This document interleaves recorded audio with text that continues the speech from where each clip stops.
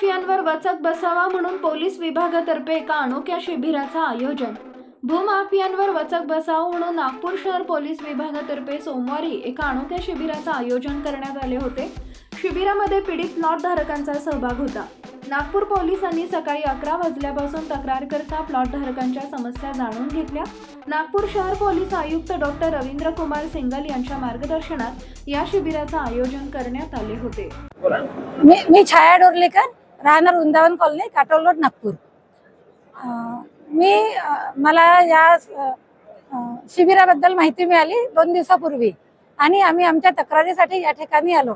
हा जो उपक्रम आहे, हा म्हणजे आतापर्यंत आम्ही जे या लोकांशी भेटलो तर त्याच्यावरनं असं वाटतं की हा उपक्रम फार चांगला आहे. मी सीपी साहेबांशी पण बोलली की आपण खरंच या भूमाफियांवर कारवाई करणार का, तर ते म्हणाले की आम्ही कारवाई करण्यासाठीच इथे तुम्हाला बोलावलेलं आहे आणि निश्चितच आम्ही कारवाई करू.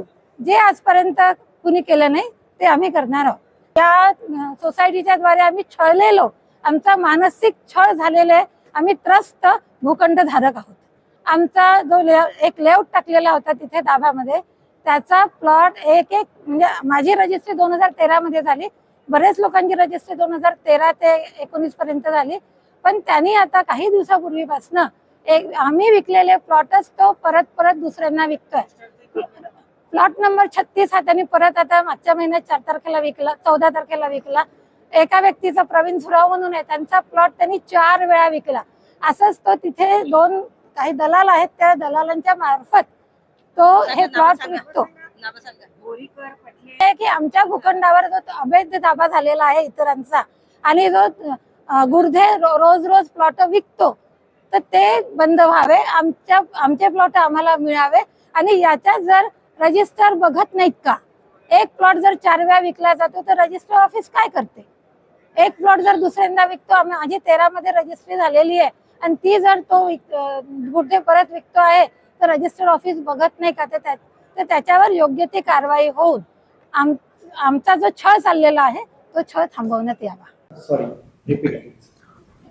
आज आम्ही नाशिक शहरामध्ये 2 विषयांवर लोकांना आवाहन केलं होतं की जर तुमचे काही विषय असतील जे तुम्ही ॲप्लिकेशन दिलेले किंवा एखादा केस तुमचे ॲप्लिकेशनवर किंवा मुद्द्यांवर दाखल असेल आणि तुम्हाला त्याच्याबद्दल माहिती हवे असेल आणि किंवा जे काय चाललेलं इन्व्हेस्टिगेशन वगैरेमध्ये किंवा इतर काही गोष्टी असतील, जे तुमचे काही डिस्प्यूट असतील, काही असे लोक असतात जे लँड ग्रॅबर्स असतात किंवा इतर अशी गोष्टी असतील.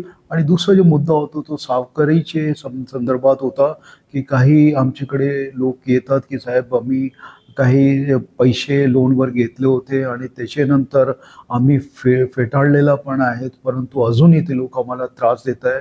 आणि हे असे विषयांवर काही आम्ही पाहिलेलं आहे की काही लोक आत्महत्यापर्यंत पोहोचतात किंवा स्वतःला संपवून टाकतात. मग हे जे मुद्दे आहे, आज आमच्याकडे जवळपास 200-250 लोक आले होते आणि त्यांची वेगवेगळ्या प्रकारची तक्रार होती. ते तक्रार आमचे पोलीस निरीक्षक होते पोलीस कमिशनरेटमध्ये, ते त्यांनी ऐकून घेतली आणि नोंद घेतलेली आणि त्याच्याबद्दल आम्ही कारवाईही केलेली आहे. तसेच त्याच वेळेस DCP आमचे संबंधित 5 जूनचे होते, तसेच ॲडिशनल CP आणि आम्ही स्वतः होतो तिथे. हे जे आहे ते आम्ही असं करतोय की लोकांना न्याय मिळावे, लवकर मिळावे आणि जर त्यांची काही तक्रार असतील तर ते त्याच्या समाधान त्यांना मिळालं पाहिजे.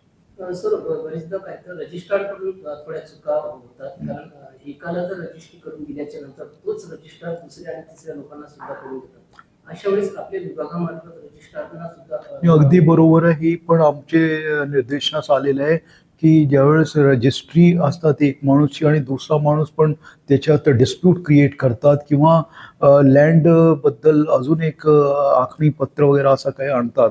मग हे जे आमचे समोर हे मुद्दे आलेले आहे आणि त्यांच्यावरही आम्ही जर कोणी त्यांच्याशी मिश्रित असला म्हणजे इन्व्हॉल्ड असला संबंधित डिपार्टमेंटच्या, तर त्यांनाही त्याच्यावरही आम्ही कारवाई करणार आहे. कारण त्या डिपार्टमेंटची जिम्मेवारी आहे एक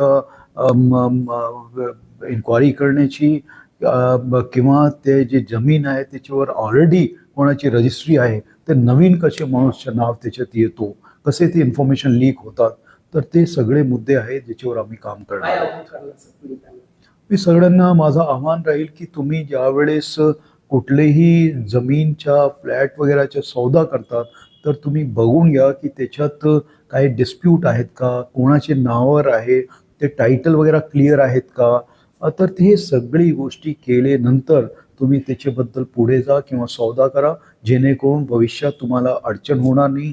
एक SOP पण आम्ही इथं डिपार्टमेंटला विचारून एक डिक्लेअर करणार आहे की असं जर त्यांनी केलं तर त्यांना लोकांना जे याच्यात जातात किंवा जमीन सौदे वगैरेमध्ये तर त्याच्या त्यांना फायदा होईल.